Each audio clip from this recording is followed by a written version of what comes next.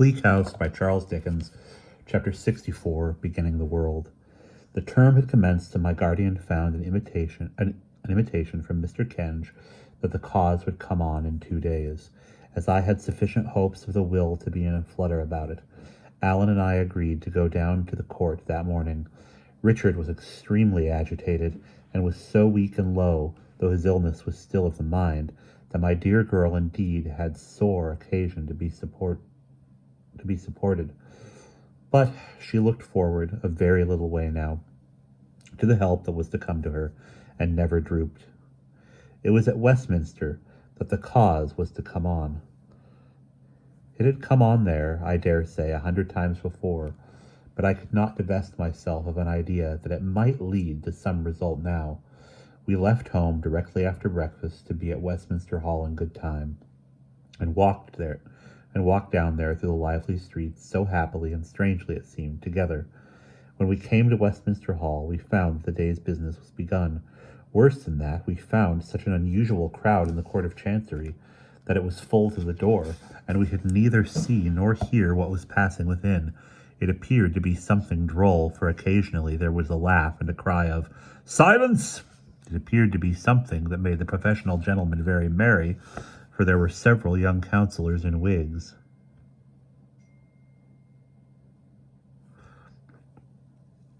and whiskers on the outside of the crowd, and when one of them told the others about it, they put their hands in their pockets and quite doubled themselves up with laughter. We asked a gentleman by us if he knew what the cause was on. He told us jaundice and jaundice. We asked him if he knew what was doing in it. He said really no, he did not. Nobody ever did. But as well as he could make out, it was over. Good for the day? Over for the day, we asked him. No, he said. Over for good. Over for good. We heard this unaccountable answer. We looked at one another, quite lost in amazement. Could it be possible that the will set things right at last, and that Richard and Ada were going to be rich? It seemed too good to be true. Alas, it was. Our suspense was short, for a break-up soon took place in the crowd, and the people came streaming out, looking flushed and hot. Still, they were all exceedingly amused, and were more like people coming out from a farce or a juggler than from a court of justice. We stood aside, watching from any countenance we knew, and presently great bundles of paper began to be carried out, bundles in bags, bundles too large to be got into any bags, immense masses of paper of all shapes and no shapes, which the bearers staggered under and threw down for the time being, anyhow, on the hall pavement. Well, they went back to bring out more. Even these clerks were laughing. We glanced at the papers, and seeing jaundice and jaundice everywhere, asked an official-looking person who was standing in the midst of them whether the cause was over. Yes, he said, it was all up with it at last, and burst out laughing too. At this juncture we perceived Mr. Kenge coming out of the court with an affable dignity upon him, listening to Mr. Vholes, who was deferential. Mr. Vholes was the first to see us. "Here, Miss Summerson, sir," he said, "and Mr. Woodcourt." "Oh, indeed, oh, truly," said Mr. Kenge, raising his hat to me with polished politeness. "How do you do? Glad to see you. Mr. Jarndyce is not here?" "No, he never came then. He never came there, I reminded him. "Really," returned Mr. Kenge, "it is well that he is not here today, for his, shall I say, in my good friend's absence, his indomitable singularity of opinion might have been strengthened, perhaps not reasonably, but might have been strengthened." "Pray, what has been done today?" asked Alan. "What has been done today?" repeated Mr. Kenge. "Quite so, yes. Why, not so much has been done. Not much. We have checked, brought up suddenly, I would say, upon the shall I term it, threshold." "Is this will considered a genuine document, sir?" said Alan. "Will you tell us that?" "Most certainly, if I could," said Mr. Kenge. "But we have not gone into that. "You are to reflect, Mr. Woodcourt," observed Mr. Kenge, "that this has been a great cause, that this has been a protracted cause, that this has been a complex cause. Jaundice and jaundice has been termed not inaptly a monument of chancery practice." "And patience has sat upon it a long time," said Alan. "Well, very well indeed, sir," returned Mr. Kenge with a certain condescending laugh he had. Very well. You are further to reflect, Mr. Woodcourt, that on numerous difficulties, contingencies, masterly fictions, and forms of procedure in this great cause there has been expended study, ability, eloquence, knowledge, intellect, Mr. Woodcourt, high intellect for many years, I would say, the flower of the bar, and I would presume to add, the matured autumnal fruits of the woolsack have been lavished upon jaundice and jaundice, if the public have the benefit of it, the country have the adornment of the great grasp. It must be paid for in money, or money's worth, sir. Mr. Kenge, said Allan, appearing enlightened all in a moment. Excuse me, our time presses. Do I understand that the whole estate is found to have been absorbed in costs? I believe so, returned Mr. Kenge. And that this suit lapses and melts away? Probably, returned Mr. Kenge. My dearest life, whispered Allan, this will break Richard's heart. There was such a shock of apprehension in his face, and he knew Richard so perfectly, and I, too, had seen so much of his gradual decay, that what my dear girl had said to me in the fullness of her foreboding love sounded like a knell in my ears. In case you should be wanting Mr. C, sir, said Mr. Vholes, coming to... In case you should be wanting Mr. C, sir, said Mr. Vholes, coming after us, you'll find him in court.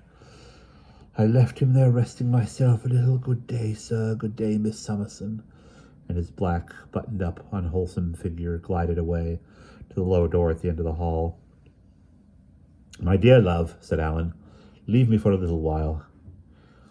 The charge you gave me. Go home with this intelligence, and come to Ada's by and by. I would not let him take me to the coach, but entreated him to go to Richard without a moment's delay. Hurrying home, I found my guardian and told him gradually what news I had returned. Little woman, said he, unmoved for himself, I have done with the suit in any terms of greater blessing than I had looked for. But my poor young cousins, we talked about them all the morning and discussed what it was possible to do. In the afternoon, my guardian walked with me to Simon's Inn and left me at the door. I went upstairs. When my darling heard my footsteps, she came out into the small passage and threw her arms round my neck. But she composed herself directly and said that Richard had asked for me several times. Allan had found him sitting in the corner of the court, she told me, like a stone figure. On being roused, he had broken away and made as if he would have spoken in a fierce voice to the judge. He was stopped by his mouth being full of blood, and Allan brought him home. He was lying on the sofa with his eyes closed when I went in. There were restoratives on the table. The room was made as airy as possible. It was darkened and was very orderly and quiet. Allan stood behind him, watching him gravely. His face appeared to me to be quite destitute of color, and now that I saw him without his seeing me, I fully saw for the first time how worn away he was. But he looked handsomer than I had ever seen him look for many a day. I sat down by his side in silence. Opening his eyes by and by, he said in a weak voice, but with his old smile, Dame Durden, kiss me, my dear. It was a great comfort and surprise to me to find him in his low state, cheerful and looking forward.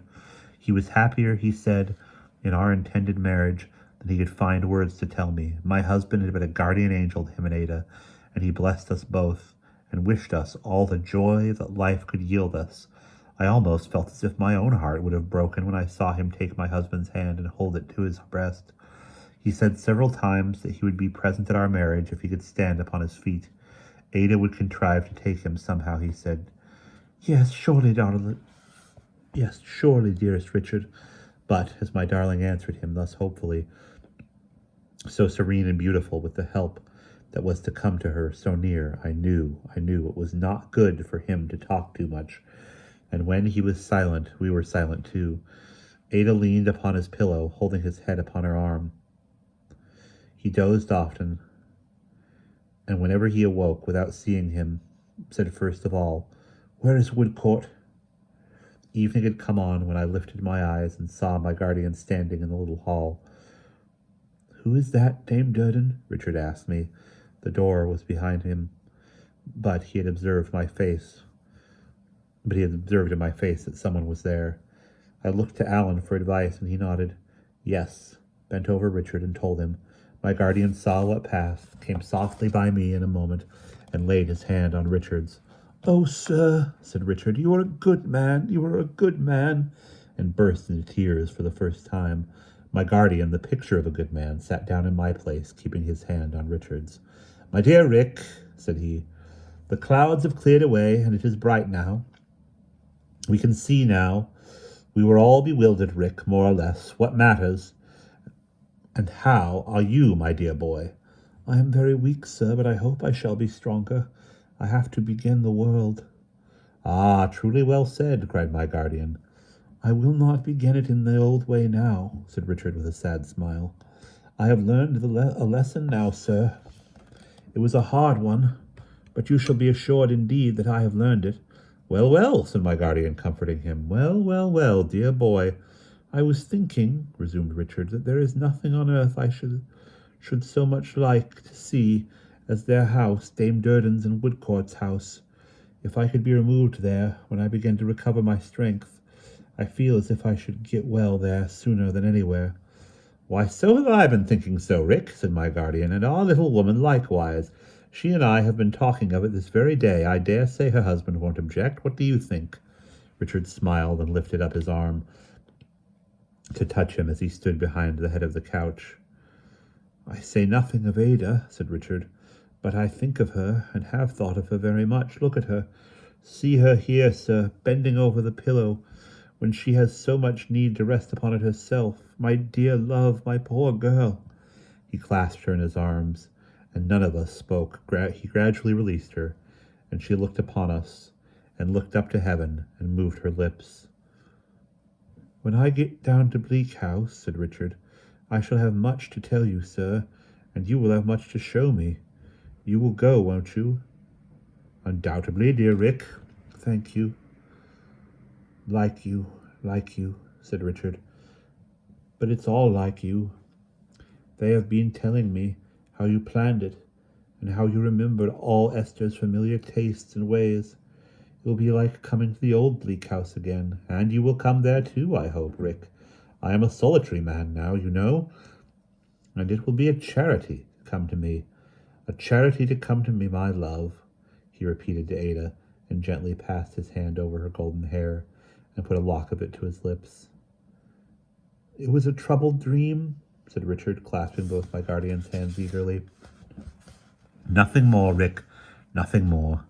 And you, being a good man, can pass it as such, and forgive and pity the dreamer, and be lenient and encouraging when he wakes? Indeed I can. What am I but another dreamer, Rick?" "I will begin the world," said Richard, with a light in his eyes. My husband drew a little nearer toward Ada, and I saw him solemnly lift up his hand to warn my guardian. "When I shall go from this place to that pleasant country where the old times are, where I shall have strength to tell what Ada has been to me, where I shall be able to recall my many faults and blindnesses, where I shall prepare myself to be a guide to my unborn child, when shall I go?" "Dear Rick, are you strong enough?" returned my guardian. "Ada, my darling." He sought to raise himself a little. Alan raised him so that she could hold him to her bosom, which was what he wanted. "I have done you many wrongs, my own. I have fallen like a poor stray shadow on your way. I have married you to poverty and trouble. I have scattered your means to the winds. You will forgive me all this, my Ada, before I begin the world?" A smile irradiated his face as she bent to kiss him. He slowly laid his face down upon her bosom, drew his arms closer round her neck, and with one parting sob began the world. Not this world.